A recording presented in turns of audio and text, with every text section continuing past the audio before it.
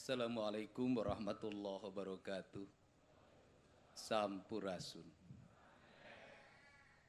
Bapak Ibu yang saya hormati, yang hari ini kita bersama-sama berkumpul untuk menapakur diri dalam sebuah rencana kepentingan jangka panjang tentang bagaimana wujud Indonesia masa depan, wujud Jawa Barat masa depan, dan wujud seluruh kabupaten kota masa depan, dan seluruh kelurahan dan desa masa depan yang dipimpin oleh para kuwu dan para lurah.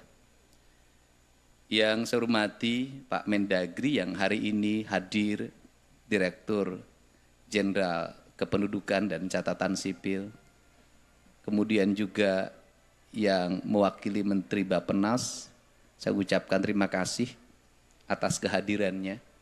Mudah-mudahan kegiatan Musrembang bukanlah kegiatan ritual administratif, tetapi meletakkan kata dalam angka, angka dalam makna.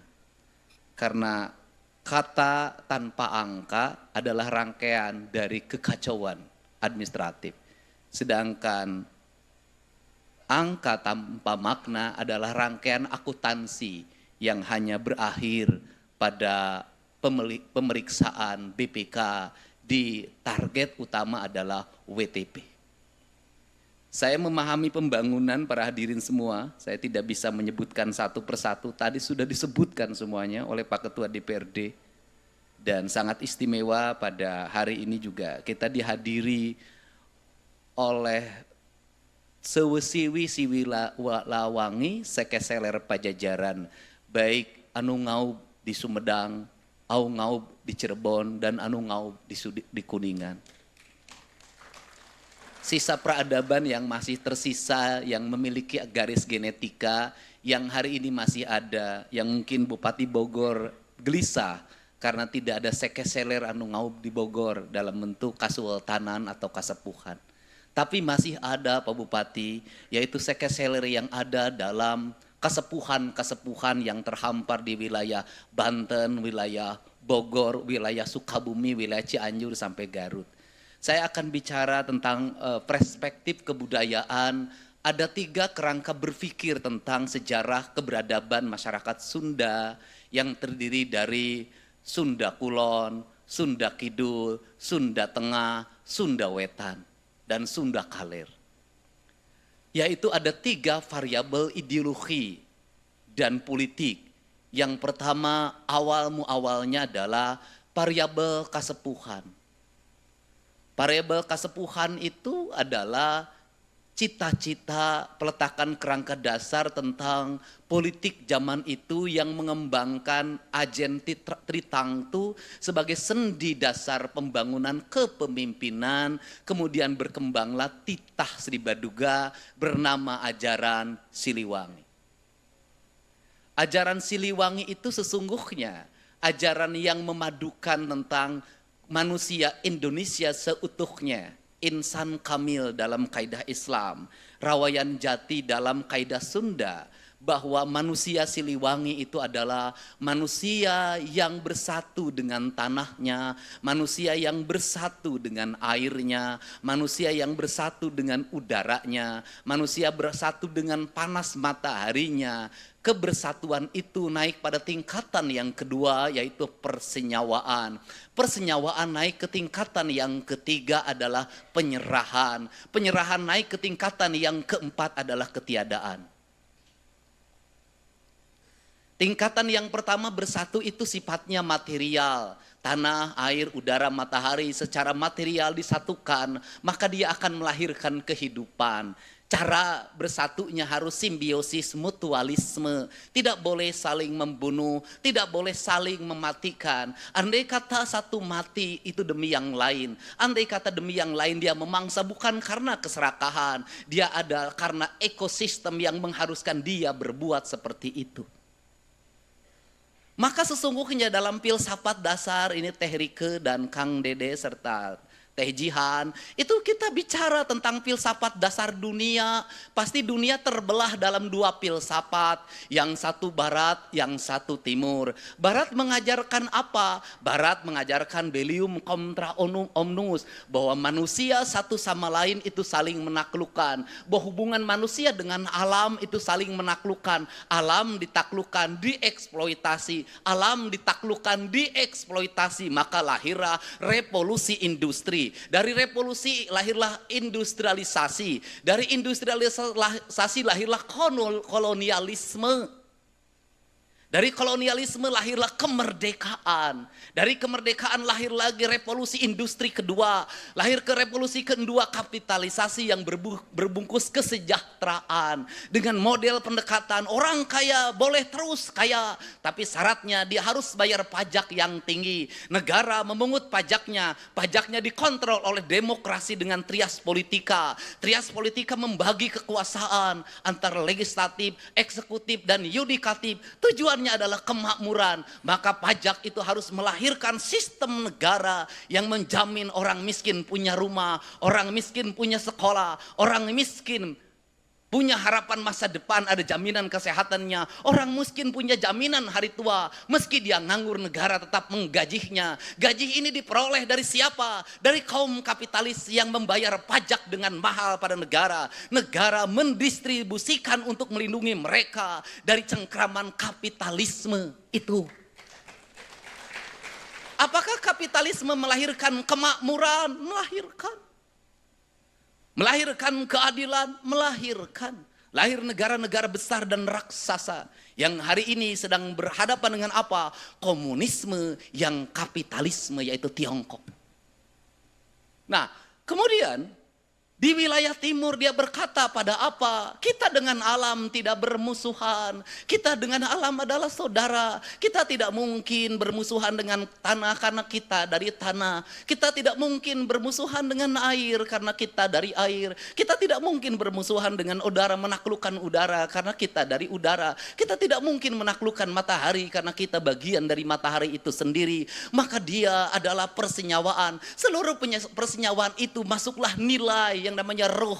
Ruh itu mengajarkan rububiyah. Rububiyah itu mengajarkan penghambaan. Maka manusia yang bersenyawa dengan tanah, air, udara, dan mataharinya, dialah manusia yang menghamba pada Tuhannya. Melalui apa? Melalui penghormatan pada tanah, air, dan udaranya. Kenapa? Karena Tuhan disembah oleh kita. Melalui apa? Melalui kita yang dihadirkan di muka bumi. Tak akan pernah bertemu dengan Tuhan manakala kau tak memahami matahari. Kau tidak akan pernah bertemu dengan Tuhan manakala kau tidak memahami air. Kau tidak akan bertemu dengan Tuhan manakala kau tidak bisa memahami udara. Kau tidak akan pernah bertemu dengan Tuhan manakala kau tidak bisa memahami tanah. Kenapa? Karena seluruh rangkaian peristiwa material itu, kata kaidah Islam, dia dalam setiap hari bertasbih pada Allah. Dia berkata la ilaha illallah, maka air la ilaha illallah, maka matahari la ilaha illallah, maka bulan la ilaha illallah, maka udara la ilaha illallah. Semuanya la ilaha illallah dalam tasbihnya, dalam bahasanya. Maka dalam riwayatnya ada nabi yang memahami bahasa ular, ada nabi yang memahami bahasa binatang. Itu sesungguhnya adalah kerangka pemahaman bahwa manusia yang menjadi penerus Nabi Muhammad SAW, sesungguhnya dia harus bisa memahami bahasa Nabi Sulaiman, harus bisa memahami penyerahannya Nabi Isa alaihissalam, harus bisa memahami kegagahan dalam menguasai teknologi Nabi Musa alaihissalam. Maka seluruhnya diwujudkan dalam nama Nabi Muhammad SAW. Nah, seluruh kerangka itu dalam kaidah Sunda, mau timur, mau barat, mau kulon, mau wetan, mau tengah, itu sama Siliwangi. Ajarannya apa? Ajarannya sarendek, saigel, sabobot, sapihanean, kacai jadi saleuwi, kadarat jadi salogak, tara pagirang-girang tampian. Karena itu sarendek, saigel, maka dia ada kalimat 3, ada kalimat 1 yang direndeken, 2 yang diigelkeun, yang ketiga anu ngarendeken jeung nu ngigelkeun. Kemanunggalan itulah yang disebut insan kamil. Maka kaum insan Ridwan Kamil, kaum Rawayan Jati, kaum manusia Indonesia. Dia tidak pernah sama sekali mengakui apa yang dia lakukan. Kalimatnya apa? Hirup syukur sasamperan, awak ukur sasampayan, sariring-riring dumadi, sarengkak saperipola, sadaya kersaning Gusti. Kata Kiai, Pak Wakil Ketua DPRD Jawa Barat, itu Pak Iwan mengatakan, itulah yang disebut dengan la haula wala quwata illa billah. Kalau kerangka pembangunan seperti ini, apa sih yang dicita-citakan oleh saya? Saya selalu berurai air mata. Kenapa? Yang dicita-citakan adalah mengembalikan kembali Tatar Sunda pada ajaran Siliwangi. Bukan ajaran kemusyrikan. Mengembalikan kembali Tatar Sunda pada ajaran titah penciptaannya. Bahwa dia adalah segenggam tanah yang tercipta saat Allah sedang tersenyum. Maka mengembalikan kembali pada ekosistem. Dalam pembangunan modern, mengembalikan tanah Sunda pada go green. Yang ada cuman beda, yang satu berdasarkan keyakinan, yang satu berdasarkan proyek. Go green itu proyek. Nah, karena ini yang dibangun, maka Pak Ketua DPRD, apa yang kita letakkan? Ada hal yang harus terorkestrasi, ada hal yang harus dia melakukan sendiri. Kenapa? Kalau saya bongkar bangunan di pinggir sungai, kebayang kalau saya diskusi dulu sama DPRD, tidak akan pernah terbongkar, Pak. Karena DPRD ada konstituennya di situ. Ada partai A, partai B, partai C. Diskusinya tidak akan berhari-hari. Nanti aspirasi berkembang. Bangunan tidak dibongkar, ribut tidak berhenti. Maka itu saya pilih. Saya bongkar sendiri. Kenapa? Agar Bapak tidak cacat. Agar Bapak tidak pusing menghadapi konstituen. Ketika konstituen bertanya ke Bapak, kenapa tempat warung saya dibongkar? Kenapa rumah yang berpuluh-puluh tahun dibongkar? Bapak cukup mengatakan, Bupati nanti bisa, gubernur nanti bisa dicarek jeung teu beunang diurus saya gitu dibawa. Bapak bersih, Pak. Bapak bersih, Pak. Tetapi ada hal yang harus terorkestrasi. Apa itu? Anggaran, Pak, terorkestrasi. Ada perencanaannya, ada PPK-nya, ada KPA-nya, ada auditnya. Kemudian ada anggaran yang tidak terkonsentrasi apa? Kemarin Pak, apa itu? Pergeseran anggaran. Kenapa? Karena saya diberi otoritas oleh Pak Mendagri, Pak. Pak Didi lakukan percepatan, bikin rencana yang cepat. Kenapa? Karena Pak Didi harus menyongsong perubahan dengan cepat. Ada, Pak. Tetapi nanti ada lagi yang dibicarakan secara bersama. Ada, Pak, nanti perubahan anggaran, Pak. Nanti APBD tahun 2006, Pak. Itu akan saya lakukan lagi, Pak. Kenapa? Karena kalau saya bergerak, saya tidak pernah berpikir anggaran, Pak. Yang penting harus berjalan. Yang penting harus terlaksana. Duit mah nuturkeun, rezeki mah nuturkeun. Karena saya punya keyakinan, memimpin tidak harus selalu ada duit. Ini. Kenapa? Para raja dulu tidak menyusun APBD, Pak. POC itu membangun gedung negara di Cirebon ini tidak ada itu persetujuan DPR-nya. Bagus, Pak. Yang ada persetujuan DPR-nya kita sudah beberapa kali SDG Rarugrug, Pak. Kenapa itu terjadi? Karena kita kolaborasi hanya dimaknai oleh berkumpul bersama untuk memutuskan, bukan rasa dan cinta. Kolaborasi itu tidak harus mesti dimaknai bahwa kita rapat. Kolaborasi harus tidak dimaknai bahwa kita ini berkumpul membahas pleno 1, pleno 2, pleno 3. Kolaborasi adalah ketika ada tindakan darurat untuk kemanusiaan, untuk keadilan, untuk rakyat. Maka semua berkolaborasi dengan apa? Minimal mendoakan. Atau minimal diam. Atau kalau mau ngomong, silahkan ngomong sepuas hati Anda. Kenapa? Itu perlu. Pemerintah perlu otokritik. Saya selama ini dikritik tidak pernah habis. Dan yang paling menarik adalah di Cirebon. Ada orang yang marah sama saya. Jalan di Cirebon gorek. Gubernurna lain Bapak Aing, tapi Bapak Tere. Saya katakan jadi gubernur baru 2 bulan. Terus ketika dicek jalannya jalan kabupaten. Kunaon jalan kabupaten ngamak ka aing ari sia. Kunaon teu ngamak kabupati na. Kan menjadi aneh.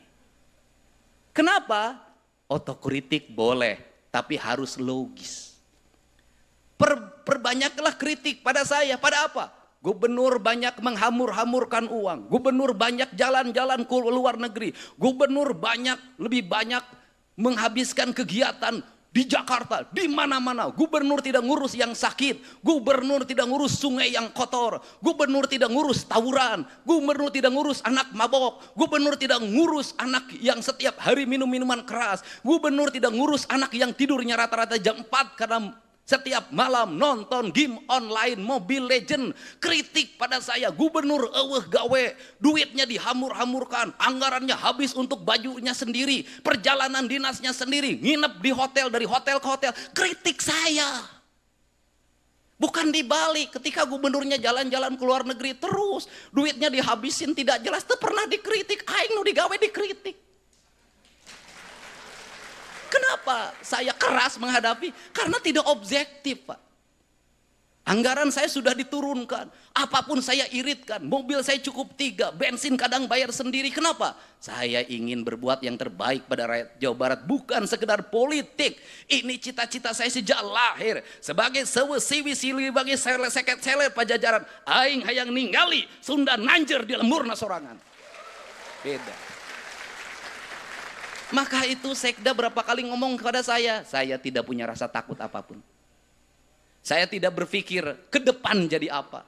Saya tidak berpikir apakah saya populer atau tidak. Saya tidak berpikir apakah saya punya elektoral atau tidak. Tidak penting bagi saya. Bahkan saya tidak berpikir tentang keselamatan nyawa saya. Saya hanya berpikir sebagai titah prajurit Siliwangi. Saya ingin memperlihatkan di tanah Sunda ada pemimpin yang membela kepentingan rakyat.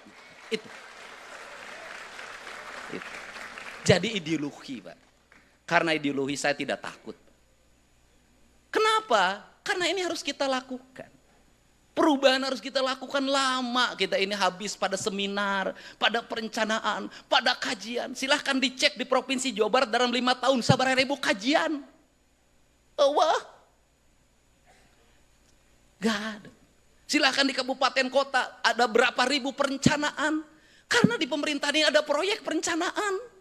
Proyek perencanaan. Perencanaannya ayah duitnya serap, proyek nama Allah. Ini penting. Negeri ini memerlukan seperti ini hari ini. Nah, untuk itu, apa yang kita mimpikan? Ya, yang kita mimpikan di ajaran Siliwangi itu go green itu. Itu simbiosis mutualisme itu. Di negara Siliwangi itu ya sungai harus bersih. Kalau sungai harus bersih judulnya juga cai. Kalau sungai harus bersih sebenarnya teologinya itu harus melahirkan tata bangunan. Tata bangunannya harusnya lahirkan IMB. Kalau dulu, nah harusnya rumah itu menghadap sungai. Bukan membelakangi sungai. Nah hari ini ya saya bongkar. Kenapa? Karena sungai tidak terlihat, sawah tidak terlihat. Seluruh Jawa Barat jalan rayanya dipenuhi oleh warung. Saya nanya Pak Wali Kota, Pak Gubernur, saya mau beresin BBWS. Itu warung-warungnya. Loh, Bapak nggak berani nertibin? Oh, dari dulu Pak. Ya saya tahu dari dulu. Saya nanya, Bapak berani nertibin nggak? Dia mengatakan tidak berani. Ayo Wali Kota wete wani komo lurah. Ini fakta. Nah, kalau seperti itu, apakah saya akan membiarkan? Tidak. Saya akan datengin, Pak. Saya akan rejak bicara. Kita kembali pada hak dan kewajiban. Itu milik negara. Kembalikan hak negara pada negaranya. Kenapa? Negara untuk kepentingan rakyat, bukan untuk kepentingan perorangan. Di Indonesia itu, di Sunda itu, harus dimulai dengan berani. Kenapa? Kalau tidak mulai, orang Sunda mah turut munding. Orang Cirebon juga sama, ada Sunda keneh. Cuman ada 3 variabel kebudayaan di Cirebon.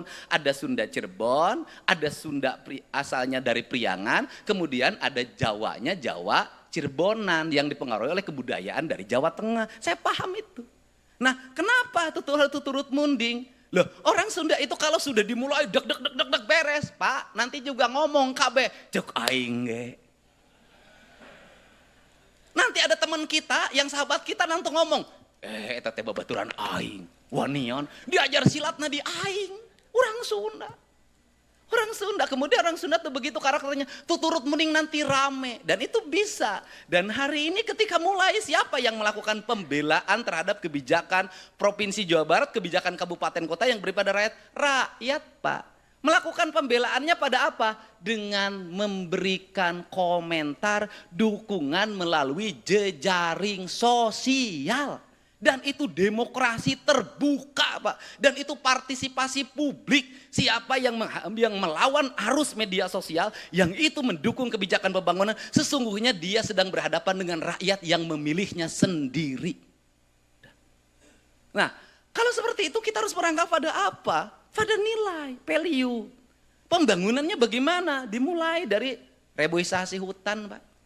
Kenapa? Sumber mata air. Kenapa? Ini masa depan, Pak. Kenapa? Nggak akan ada industri di Cirebon, nggak akan ada industri di Indramayu, nggak akan ada industri di Subang, nggak akan ada di industri di Kerawang, nggak akan ada industri di Bekasi, di Purwakarta, di Bogor, kalau hulu sungainya tidak diselamatkan. Kalau aliran Cimanuk, Tarum Timur, Tarum Barat, dan seluruh aliran sungai di Jawa Barat yang bermuara pada gunung-gunung yang ada di Kuningan, Kabupaten Bandung, Kabupaten Garut, Kabupaten Cianjur, Kabupaten Bogor tidak tertata, tidak terjaga. Termasuk Kabupaten Majalengka. Kenapa? Kehancuran di gunung akan berdampak pada kehancuran di wilayah lembah, pedataran. Maka konsepnya gunung kudu awian, lengkop kudu balongan, lebak kudu sawan. Itu konsep tritangtunya Tatar Sunda, ajaran Karuhun yang mengajarkan tentang bagaimana Tatar Sunda dibangun dalam kerangka itu. Siapa yang menerjemahkan sistem pembangunan Kanjeng Prabu? Walanda. Karena uakna. Walanda. Walanda menjelaskan dalam apa? Satu, di daerah gunung rakyatnya harus tetap kerja. Agar dia tidak mengambil hutan dengan pohon-pohonnya. Dibuatlah yang disebut dengan sabuk hijau. Sabuk hijau itu berbentuk apa? Perkebunan teh. Itu menjaga kemakmuran di wilayah gunung. Disebutlah sabuk hijau. Nah, sabuk hijau ini itu menjaga ekosistem pegunungan. Nah, kemudian sabuk hijau ini juga menjaga aliran sungai. Maka Belanda membangun Tarum Timur, Tarum Barat, Bendungan Walahar, dan berbagai bendungan estetik yang sampai hari ini masih kokoh. Dibuatlah jaringan. Kata Belanda itu, kalau orang Jawa Barat pengen makmur, maka gunakanlah sungai sebagai jaringan transportasi. Itu Belanda. Maka dibuatlah rencana. Perjalanan dari Cirebon menuju Jakarta cukup lewat Tarum Timur dan Tarum Barat, nanti masuknya kemudian ke Kalimalang. Karena kalinya salah bernama Malang terjadi. Karena Kalimalang, harusnya Kalimujur. Ini konsepsinya. Nah, konsepsi itu maka dipadukanlah. Maka listrik yang harus berkembang di Jawa Barat ada pembangkit listrik tenaga air. Maka diterjemahkan setelah itu oleh Bung Karno, lahirlah Jatiluhur. Lahirlah ekosistem perairan. Ekosistem perairan maka lahir pada nama Cai.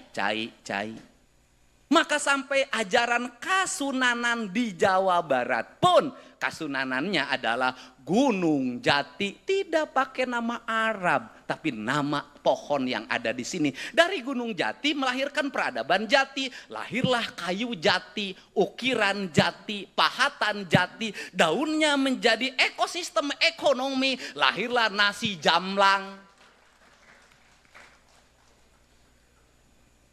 Kita ini yang sekolahnya sampai doktor, ting naon produkna aing teu ngarti. Leluhur kita yang tidak sekolah punya multi produk peradaban yang keren banget. Nah, kemudian ini kan harus diramu dalam sebuah rencana. Tahun 2026 kita mau apa? Terukur, punya alokasi berapa, prioritas utama apa yang harus dibangun. Maka saya menerjemahkan dalam kerangka teknis, jalan kudu lecir, cai kudu ngalir, beteng rakyat kudu buncir, huntuna kudu nyengir. Ditambah bahasa heureuy da urang Sunda mah banyol, rek di Cirebon rek Indramayu kudu heureuy na kanjut kudu ngacir. Apakah kanyut itu bahasa porno? Tidak, itu bahasa cawoka. Cawoka itu apa? Bahasa orang Sunda yang blak-blakan, orang Cirebon yang blak-blakan, ngomong sapokna ngadek saclek. Nah maka kanjut bisa dirubah menjadi bahasa yang multi event dan produk. Satu, ketika kanyut dipakai tempat uang jadilah kanyut kunang. Hidup kanyut. Ketika menghadapi orang yang penakut, maka orang Sunda nyebut siga kanyut dina punuh. Maka ketika menghadapi orang yang pemalu, maka kanyut dinu tarang. Ketika menghadapi orang yang malas, laer kanyut. Ketika menghadapi perempuan nakal, hamur kanyut. Ketika menghadapi wanita hamil, were ku kanyut. Sederhana. Makanya orang Priangan yang Cianjur jangan ngukur gayanya Cirebon. Gak boleh. Kenapa? Beda. Beda. Di Subang aja ada Subang Kasomalang, ada Subang Pamanukan, beda gaya. Tapi rasa sama. Nah, di sini ini dulu satu, infrastruktur jalan harus terkoneksi. Infrastrukturnya apa? Satu, jalan tol pemerintah pusat. Nanti juga ada investasi provinsi, ada investasi pemerintah kabupaten kota. Dan harapan saya ke depan itu jalan tol itu adalah menjadi jalannya investasi. Bukan orang lain yang punya. Harapan saya kita yang punya. Kenapa? Orang lewat di jalan itu makin lama pendapatannya masuk lagi daerah. Maka nanti Bank Jabar investnya di jalan tol. Yang strategis jalan tol di Bandung. Gitulah investasi ke perusahaan naik bangkrut. Jaminanana bohong.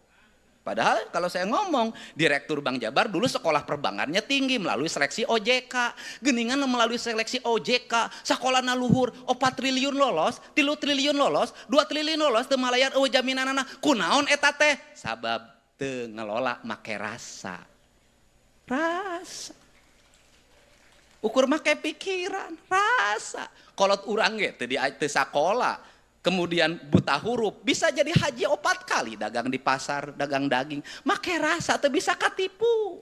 Salakina beger deui kapanggih. Make rasa. Make mana? Nah, ini terkoneksi, maka terkoneksi jalan nasional, jalan tol, nanti ke jalan nasional, jalan provinsi, nanti jalan kabupaten, jalan desa. Maka perencanaannya harus terkoneksi Pak, tidak boleh masing-masing. Nanti desa bangun mana, provinsi, kabupaten bangun mana, provinsi bangun mana. Bila perlu perencanaannya bareng, bangun jalan provinsi di sini, koneksikan dengan jalan kabupaten di sini, koneksikan dengan jalan desa di sini. Itulah disebutnya hari ini perlu berkumpul antara bupati wali kota masing-masing berdiskusi agar terjadi konektivitas itu. Jangan sampai setelah jalan tol, jalan provinsinya jelek. Setelah jalan provinsi, jalan kabupatennya jelek. Setelah jalan kabupaten, jalan desanya jelek. Terkoneksi, terblok. Tuh. Nah kemudian provinsi akan menyelesaikan apa? Tahun 2027 jalan provinsi ditargetkan 100% selesai. Setelah itu apa dari provinsi? Kita akan mengintervensi jalan-jalan kabupaten. Kita akan mengintervensi jalan-jalan desa apabila kabupaten dan desanya fiskalnya rendah. Di mana itu? Wilayah gunung. Kenapa wilayah gunung? Tidak ada pendapatan seperti wilayah industri. Harus dilindungi mereka. Harus, kenapa? Karena orang gunung harus mendapat keadilan fiskal. Kenapa mendapat keadilan fiskal? Dia menghasilkan oksigen, karbon, dia menghasilkan air. Airnya dinikmati oleh orang utara. Ini harus muter karena awan juga begitu. Hujan turun di gunung, airnya tetap lari ke muara. Alam begitu. Dibuat nanti siklus di situ. Nah kemudian ditata di seluruh Jawa Barat ini, wilayah gunung itu harus menjadi pusat peradaban pertanian, pusat peradaban kehutanan, pusat peradaban rumah bambu, pusat peradaban sumber-sumber mata air yang jernih. Ditata nanti bangunannya terkoneksi dengan baik. Sistem pendidikannya dibenahi menuju ke arah kepariwisataan. Anak-anaknya berlatih ilmu kepariwisataan. Untuk apa? Agar nanti aliran orang Cirebon, aliran orang Bekasi, aliran orang kota Bekasi, aliran orang Jakarta, sebagian dari Bogor bisa bersama-sama dua hal ketika Sabtu Minggu. Dia pasti pergi ke gunung dan pergi ke laut, sudah. Tetapi semuanya, gunungnya di Jawa Barat, lautnya di Jawa Barat. Tapi yang piknik harus yang punya duit. Jangan alasan studi tour, karena itu yang miskin piknik tambah miskin. Ini kan, nah setelah jalan nanti kita koneksikan lagi, air mengalir. Maka irigasi harus tertata. Makanya harus tertata. Saya kemarin ngomong sama kepala PSDA, curhat ke saya. Selama ini saya jadi kepala PSDA belum pernah dapat alokasi anggaran provinsi, rata-rata pakai DAK. Saya hanya anggaran rutin saja. Nah, hari ini baru dapat alokasi hampir 200 miliar dari provinsi. Nanti terintegrasi. Nah, kemudian seluruh daerah aliran sungai dan jalan yang ditata ini harus mengarah pada yang berikutnya, estetika. Jalannya estetik, kemudian jembatannya estetik, lengkungan-lengkungan pengaman jalannya estetik, saung-saung sawahnya estetik, kemudian rumah-rumah dinas penghuni, penjaga aliran sungainya estetik, penjaga danau-danaunya estetik. Maka perspektif yang kedua hari ini adalah Bapeda harus punya catatan berapa ribu jumlah mata air di Jawa Barat, sumbernya dari mana, berapa ribu embung, berapa ribu danau, berapa ribu setu, kata orang Bekasi. Diidentifikasi untuk apa? Segera ditata, sertifikatkan menjadi milik negara. Hati-hati kalau tidak segera disertifikatkan. Besok pengusaha datang ke situ, ada hotel, kemudian ada danau, maka dia pagar, dia klaim itu adalah danau dia. Ini aset Pak, anggarkan yang cukup. Nah ini ditata, kemudian nanti bikin desain-desain bagaimana penataan irigasi, saung-saung irigasi, saung sawah. Saya ingin ada konsepnya. Untuk apa? Hamparan Jawa Barat, hamparan Tanah Sunda adalah hamparan bumi Katulistiwa yang terpancar dengan siliwanginya, yang terhampancar dengan tata estetikanya. Kan seperti ini. Tetapi ketika mengalami pertumbuhan, tata ruangnya jaga. Jangan sampai ketika diserbu pariwisata mengesampingkan aspek tata kelola tata ruangnya. Menyampingkan aspek-aspek perlindungan lingkungannya, kan kacau. Kenapa kekacauan terjadi? Puncak itu adalah gambaran, dan Cianjur gambaran kekacauan dalam pengelolaan tata ruang. Disikat semuanya, nggak bisa. Ini harus dibuat. Nah, kalau semuanya sudah estetika, maka kita melangkah lagi. Pada apa? Pada pembangunan sumber daya manusia, di mana fasilitas pendidikan harus terintegrasi antara pendidikan dasar, pendidikan menengah, dan pendidikan tinggi. Karena SMP itu menurut saya pendidikan dasar. Nah, untuk itu sekolahnya harus beradab. Maka desain arsitektur sekolahnya harus berarsitektur berbasis lingkungan. Kalau orang Cirebon pakai arsitektur Cirebon, orang Bogor pakai arsitektur Bogor, orang Ciamis pakai arsitektur Ciamis, maka hamparan rumah atau hamparan sekolah itu menjadi hamparan bangunan-bangunan estetika. Setiap sekolah, ruang di setiap kelasnya harus ada toiletnya, harus ada lingkungannya. Sekolah dibuat dalam berbasis kelautan, berbasis pertanian, berbasis kehutanan, berbasis industri. Itu dibuat seperti itu. Nah, setelah itu terkoneksi dengan baik, maka kendalikan jumlah penduduknya. Kenapa? Angka kelahiran di Jawa Barat, mudah-mudahan saya tidak salah, itu 900.000 per tahun. Anda bangun apapun, kalau jumlah penduduk tidak terkendali, mau di mana? Imah narek di mana? Cicing narek di mana? Bekasi lonjakan penduduk yang besar hari ini sudah menggurus seluruh daerah, aliran sungai habis, sawah habis, industri berkembang iya, tetapi melahirkan manusia yang mengalami problematika lingkungan yang berat. Tawuran tidak berhenti, geng motor tidak berhenti. Kenapa? Lingkungannya berantakan, Pak. Nah, ini harus segera diatur. Bagaimana cara mengaturnya? Ya orang harus mengerti hak dan kewajibannya. Maka saya menyampaikan pada mereka yang memiliki ekonomi yang berat maupun yang kaya, menurut saya dua-duanya sama, segera lakukan program keluarga berencana. Ini di era Pak Harto, program ini boomingnya luar biasa. Menteri Haryono Suyono sampai hari ini masih sering memberikan pandangan. Kenapa? Kecemasan bonus demografi itu bisa menjadi keberkahan, bisa menjadi kehancuran. Oke, kalau negerinya kayak Tiongkok. Negaranya tersistem, pemerintahannya kompak, ideologi komunisnya berbasis kapitalisme. Dia bangun negara dengan cepat, teknologi berkembang, yang melawan negara turun, tentaranya turun. Akhirnya negara menjadi raksasa. Ketika raksasa dia hadapi negara besar. Setelah itu dia investasi, bikin kereta cepat, bikin bandara di mana-mana. Bahannya dari dia, orang dia yang kerja, duitnya dari dia. Kita setor. Mending kalau kayak mereka. Kita belum kayak mereka. Kalau modelnya seperti ini terus, jumlah orang yang terlalu banyak, mau di mana nyimpennya? Pak, sudahlah. Saya ini tukang keliling masyarakat, Pak. Ada satu rumah isinya 21 orang, Pak. Ada satu kontrakan isinya 13.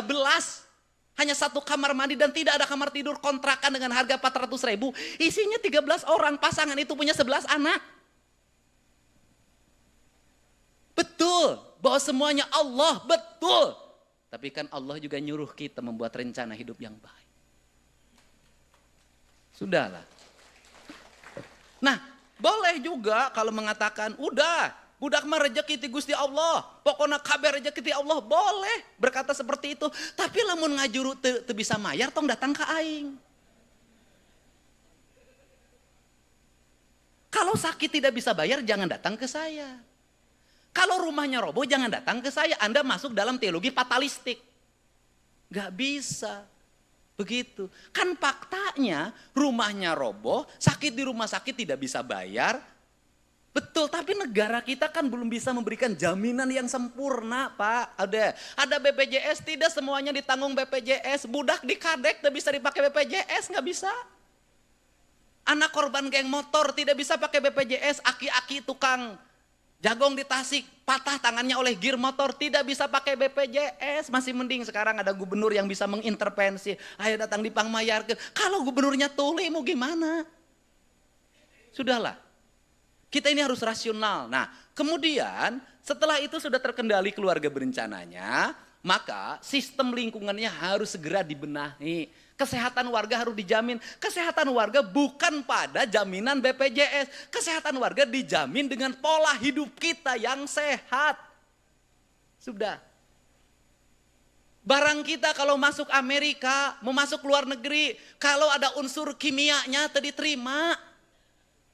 Ada unsur pestisidanya balik. Tapi produk impor luar negeri buah-buahan semuanya penuh dengan pestisida.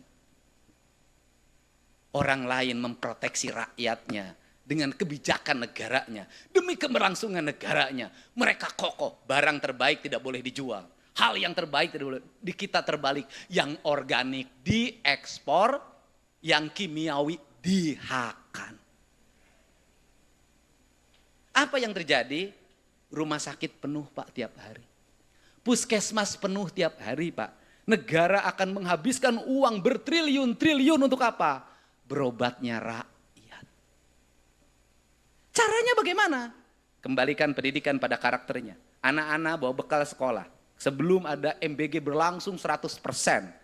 Kemudian untuk apa? Agar nasinya dapat disiapkan oleh ibunya. Ikannya disiapkan oleh ibunya. Airnya disiapkan oleh ibunya, air putih atau air teh. Dibawa ke sekolah, dimakan secara bersama-sama. Ke sekolahnya jalan kaki dengan jarak tempuh yang memadai. Yang terlalu jauh dipersilahkan menggunakan kendaraan. Untuk apa? Anak-anak kita agar kokoh kakinya, agar kokoh jantungnya, agar kokoh paru-parunya, agar kokoh ginjalnya. Setiap hari anak-anak kita minum air putih secukupnya. Dia menjadi anak-anak hebat yang usianya 100 tahun, 90 tahun. Anak-anak kita hari ini kakinya tidak pernah berjalan, tidurnya jam 4. Setiap hari lihat layar HP. Kemudian minumnya adalah minuman berkemas yang dibeli dari warung dengan gulanya saya meragukan.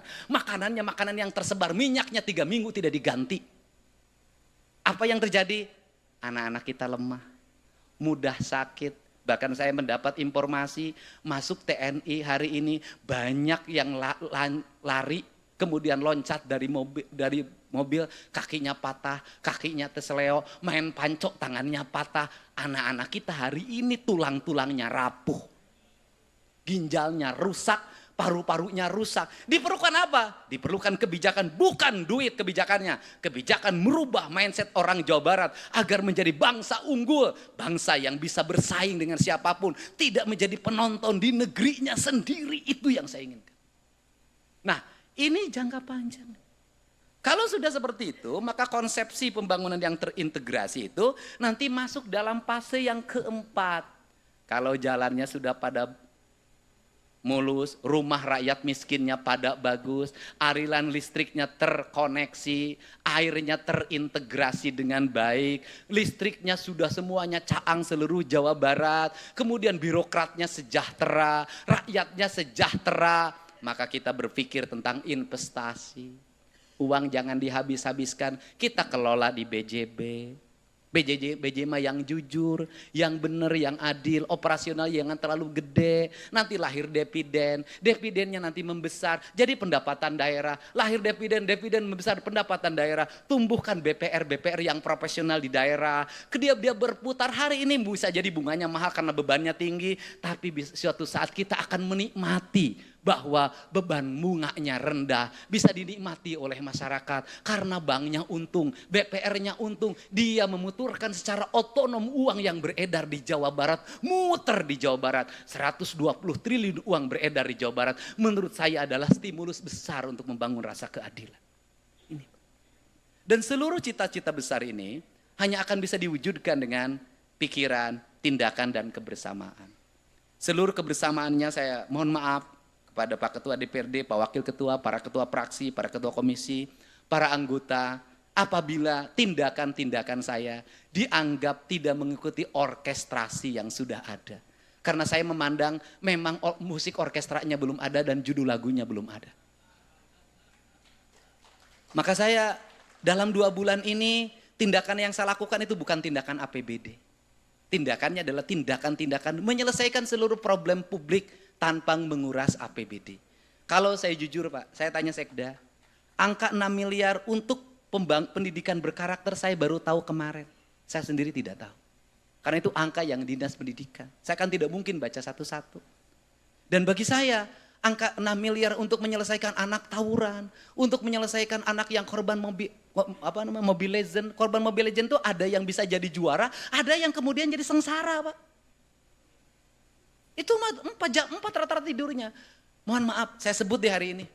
Kenakalan anak kita yang masuk barak, penyakitnya bukan lagi mabok, bukan lagi luka karena tawuran, tapi sepilis penyakitnya Pak.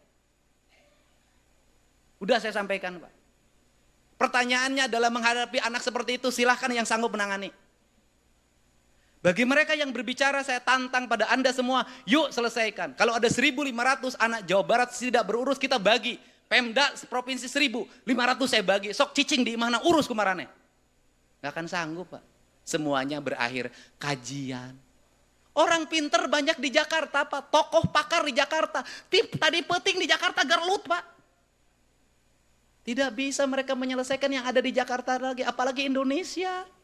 Kalau punya komitmen dan konsistensi untuk menjaga anak, dan kalau ngomong perlindungan anak Pak, lindungi anak Indonesia dari geng motor, lindungi anak Indonesia dari game online, lindungi anak Indonesia dari makanan yang beracun, lindungi anak Indonesia dari eksimer, dari obat-obatan yang dibeli 10.000 4 biji, lindungi anak Indonesia dari ciu, lindungi anak Indonesia dari berbagai kekerasan dalam hidupnya, lindungi mereka, buat aturan, buat kebijakan, lakukan tindakan yang nyata dan terukur, bukan hanya bicara. Negeri ini tidak akan hanya selesai dengan kata-kata.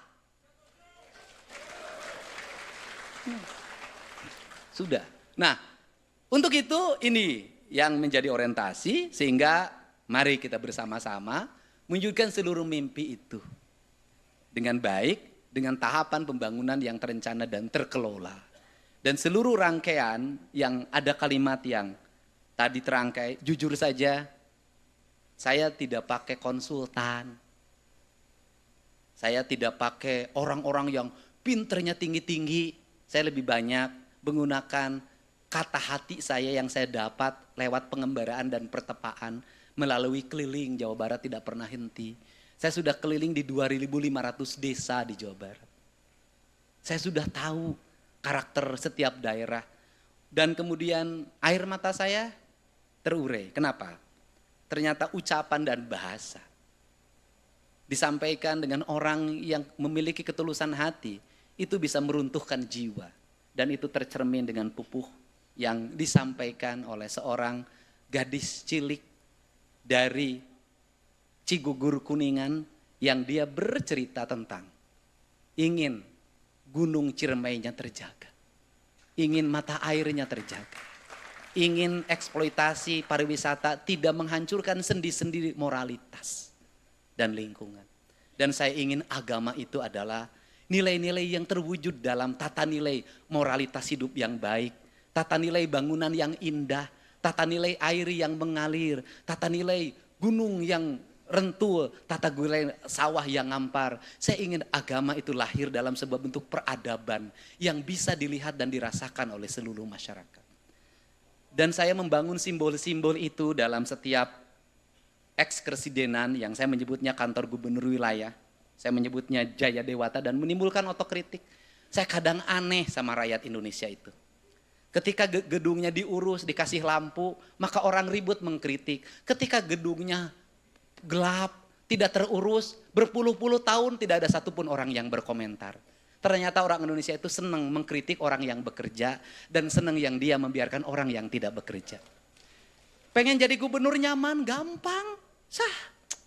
Nikmat, anggaran 29 triliun, kunaon kudu pasea, segala capek-capek, cukup kompromi dengan teman-teman DPR. Cukup kompromi dengan teman-teman yang di lingkungan Pemda Jabar, sudahlah kita bagi habis anggaran, kita jalan-jalan bareng, kita nyanyi bersama-sama, di sini senang, di sana senang. Saya tidak akan pernah ada yang mengkritik. Tetapi saya 5 tahun meracuni dan saya takut saya itu durhaka pada leluhur saya yang menitipkan saya untuk mengurus tempat ini. Kemudian siapa sih guru saya? Guru saya itu ada 2 di sini. Satu, Dyah Pitaloka yang meninggal ketika dia lebih memilih bunuh diri daripada dianggap sebagai sesembahan. Teh Rike, silahkan berdiri Teh. Waduh, tepuk tangan. Sempat mencalonkan diri jadi gubernur, hampir menang kalau sebulan lagi. Nah, tetapi ide dan gagasannya saya menggunakannya dan menjadi tindakan hari ini. Dan perempuan Sunda itu lebih baik mati berkalang tanah daripada hidup menjadi persembahan penaklukan kekuasaan. Beda jeung numpoe ieu daripada teu kabeuli skincare mending keneh ngorbankeun diri jeung raga. Harus segera dibenahi. Ini kenyataan. Yang kedua ada Prabu yang turunan Galuh. Namanya juga Macan.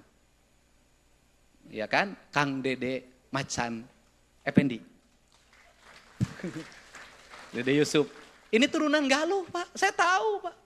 Nah sempat mencalonkan jadi gubernur juga. Ternyata oleh Allah, entong waka Kang Dede, engkewe Kang Dedi nu jadi gubernur. Di antara anggota DPR, selain yang lain, dia yang selalu memberikan supporting pada saya. Dan bisa hadir di sini. Mudah-mudahan kita semua kasepuhan yang Sumedang Larang. Kemudian kasepuhan yang di Cirebon, baik Kasultanan maupun Kasepuhan, saya mengucapkan terima kasih, mohon maaf kalau ucapan saya tidak berkenan. Secara genetik memang saya bukan turunan dari Sri Baduga, Kanjeng Prabu Jayadewata. Tetapi secara ideologis saya adalah pengikut utamanya. Dan sudah melewati masa-masa sulit ketika menjadi wakil bupati dan bupati Purwakarta. Babad Alas Amr saya berikan judul. Berikanlah pada kami ruang untuk membangun peradaban Sunda dengan baik. Dengan saya mohon mudah-mudahan Kasultanan, Kasepuhan, Kanoman yang ada di sini bisa menjadi tetenger atau ciri dari sebuah peradaban yang tersisa. Terakhir, saya tuh suka gatel kalau lihat jalan kanan kiri tidak terurus, lampunya tidak tertata. Mohon maaf ke Pak Wali Kota Cirebon dan Bupati Cirebon. Jalan dari gerbang tol sampai areal sini, biarkan itu menjadi kewenangan Provinsi Jawa Barat. Biar kami yang menata trotoarnya, biar kami yang menyiapkan tukang sapunya, biar kami yang memasang lampu-lampunya, karena kami ingin menghadirkan leluhur kami di tempat ini dengan baik. Dan itu akan saya berlakukan nanti di Cirebon, di Bogor juga begitu. Saya akan berlakukan di Garut juga begitu, karena ini tetengger. Anda boleh mengatakan leluhur itu sudah tidak ada. Bagi saya, leluhur itu ada. Dia akan selalu datang ke tempat-tempat yang dimuliakan oleh anak cucunya. Dan dia akan pergi manakala tempatnya tidak diurus dengan cucunya. Ajarannya dari siapa? Dari NU, Pak. NU ngajarin apa? Ngajarin solawatan. Solawatan itu kemudian ngajarin marhabaan. Ngajarin apa lagi? Tawasulan. Apa itu seluruh ajaran itu? Ajaran itu mengajarkan bahwa Nabi itu ada di hadapan kita. Nabi dan para sahabat itu ada. Saya menganut paham itu. Dan saya mengatakan leluhur Sunda ada di sini dan melihat kita semua mau dikemanakan tanah air yang menjadi titipannya. Untuk itu saya ucapkan terima kasih, mohon maaf nanti jajaran TNI, Polri, darat, laut, udara akan terlibat dalam pembangunan di Jawa Barat. Nanti yang angkatan laut agar jaga bibir pantai tetap nantiasa bersih, jaga muara sungai agar setiap bersih. Udara, angkatan udara juga jaga agar tidak terlalu banyak tiang-tiang mercusuar yang itu mengganggu konektivitas udara. Memantau penambangan liar, memantau area-area pegunungan itu penting, potret udara, angkatan darat ikut menata, kepolisian ikut menata semuanya. Saya yakin itulah cermin dari cerita wayang namanya cerita dari Amartapura, di mana di situ Gatot Kaca angkatan udara, Anterja angkatan darat, kemudian Jakatawang angkatan laut, dan kemudian juga ada satu satri yang bernama anaknya Abimanyu, itu angkatan daratnya. Ini semuanya cerminan. Mudah-mudahan pertemuan ini adalah pertemuan kebahagiaan, pertemuan harapan. Sekali lagi saya mohon maaf pada teman-teman DPRD apabila belum menjadi bagian dari orkestrasi. Di perubahan anggaran saya adalah orkestrasi dari seluruh musik itu. Saya ucapkan terima kasih. Insya Allah seluruh, dan saya juga ngerti, saya juga pernah jadi anggota DPRD, saya berulang-ulang berkata, sekda mangeunah tunjangan 50 juta, 70 juta teh, ku pamajikanana hungkul, beda jeung dewan, tunjanganana geus eueuh dipotong Bang Jabar. Ya kan, kemudian mengharapkan dari perjalanan dinas Pak, tinggal 400 ribu Pak. Sedangkan konstituen tiap hari datang, anu maot, anu kawinan, eta teh nu dewan pamajikanana hiji nu dua leuwih bangga. Kan saya juga ngerti pernah jadi anggota dewan, ngandalkeun gaji mah eueuh Pak, eueuh beak, eueuh Pak. Kudu aya nu sejena, tetapi yang sejennya kita cari jalan yang halalan toiban. Ku tahu yang ku mau, aku hafal kerdip matamu. Dan aku hafal apa yang menjadi kegelisahanmu. Pemilu yang kemarin meninggalkan luka yang terdalam. Yang sampai hari ini belum bisa dikasih perban karena perbannya oleh gubernur digunting dalam pergeseran. Saya ucapkan terima kasih untuk semua para kuwu, terima kasih. Saya kuwu hadir. Ya. Ke depan dana desanya kelola dengan baik. Dibikin blok nanti mohon diarahkan kepada Badan Pemberdayaan Masyarakat Desa. Pembangunan desa itu di blok. 1 RW ini selesaikan rumahnya, kemudian jalannya, sumber air bersihnya, tuntaskan. Nanti geser lagi atau dibagi. Kalau satu blok itu satu desa itu dibagi. Ini bagian provinsi, ini bagian kabupaten kota, ini adalah bagian desa. Kalau anggarannya terus pada administratif tidak akan selesai. Terakhir mungkin akan bertanya, sesungguhnya kalau Pak Ketua DPR mengatakan perlu ada orkestrasi, saya itu tidak pernah nempelin foto saya dan wakil gubernur saya. Kenapa? Karena kami itu sudah menjadi bagian dari orkestrasi, bukan pribadi. Tidak ada lagi, seluruh baligo nggak ada ditulisin apa. Baju pun tidak ada, itu biasanya kalau pemimpinnya partai A, partai hejo dihejokeun kabeh. Pemimpinnya partai berem diberemkeun kabeh, tapi sanggup ge kudu berem. Partai kemudian partai apalagi kuning dikuningkan semua. Saya di Provinsi Jawa Barat hari ini tidak pernah membawa warna dalam kebijakan pembangunan. Tidak ada baligo yang suluh dipasang di daerah-daerah. Bahkan saya minta yang di desa-desa pun sudahlah itu tiang-tiang baligonya dibongkarin saja. menghambat estetika teu pantes lah. Sudah era digital sekarang itu, sudah punya YouTube, sudah punya TikTok, sudah punya, udahlah kalau dihitung provinsi mau sosialisasi pakai baligo itu 6 miliar nggak cukup Pak. Udah hari ini cukup dengan TikTok. Bahkan mohon maaf pada teman-teman media, saya menurunkan anggaran kerjasama dari 50 menjadi 3 miliar. Mohon maaf. Mohon maaf. Kenapa? Karena ingin anggaran ini saya manfaat. Saya tahu kok dulu juga ada salah satu kelompok media yang menikmati, saya jujur aja, menikmati anggaran Diskominfo dan menikmati anggaran BJB. Saya tahu Pak, nggak usah disebutkan tuh kelompok mana. Saya tahu dan hari ini paling galak sama saya. Nah saya tahu gitu loh. Tapi insya Allah wartawan-wartawan yang profesional tidak akan pernah terharang oleh kerjasama media. Karena dia akan mengikuti apa yang berkembang di ranah publik. Ternyata walaupun anggarannya cuma 3 miliar, kerjasama media nggak ada kaitan dengan media sosial saya biaya sendiri, itu ternyata menghasilkan berita-berita yang baik, pro dan kontra, tapi menghiasi seluruh media mainstream, media sosial di Indonesia. Jawa Barat trennya tiap hari ngomongin Jawa Barat. Dan Jawa Barat mendapat kebahagiaan hari ini sudah sempurna. Budak asup kabarak, Persib juara lah saya bilang. Jadi saya mengucapkan terima kasih buat Bapak Haji Umuh, Bapak Pak Erwan. Gitu. Kalau Pak Erwan mah genetikanya jelas anak Pak Umuh, terkenal. Saya terkenal, Bapak saya mengeus maut. Mudah-mudahan mendapat keberkahan di alam kuburnya. Nah, ini Prim, untuk itu saya ucapkan terima kasih Pak Sekda. Jangankan budak masuk ke barak, iya pidato gubernur ya, isu kan rame di wae. Pasti rame deh. Dan saya sampaikan ini menimbulkan multiplayer efek ekonomi Pak. Banyak yang posting, jadi YouTuber menang honor. Ada yang sudah tergaji sebulan 10 juta, 30 juta Pak di Bekasi. Itu orang tiap hari postingin sungai saja. Itu sebulan gajinya sekarang 30 juta. Jadi lemun enu ngabongkar teh si eta atoh. Sabab naik, pure komenol loba. Dan nunggu saya ngomong apa yang aneh dia nunggu itu. Nanti rame lagi ternyata. Omongan-omongan saya telah melahirkan pekerjaan-pekerjaan baru bagi masyarakat Jawa Barat. Konten-konten kreator. Dan anggota DPR yang mengkritik saya habis, insya Allah penontonnya banyak. Viewernya tinggi, persoalan dibully eta mah resiko. Insya Allah akan naik itu komennya. Dibanding kita sengaja memanage konten kita, memanage YouTube kita, Instagram kita, TikTok kita sengaja sorangan mah hese, nges jungkir balik. Saudara-saudara hese. Sosialisasi nuka daerah teu naik viewerna henteu Pak. Bagaimana anggota dewan igir naik viewernya? Gampang Pak, ngilu ngarug-rugen imah sisi solokan pasti naik Pak. Untuk itu saya ucapkan terima kasih para bupati, wali kota, para wakil bupati, wali kota. Nanti dari sisi protokoler, mohon maaf teman-teman protokoler, nanti tuh kalau acara tuh letter U Pak. Para bupati, wali kota tuh di kanan dan di kiri.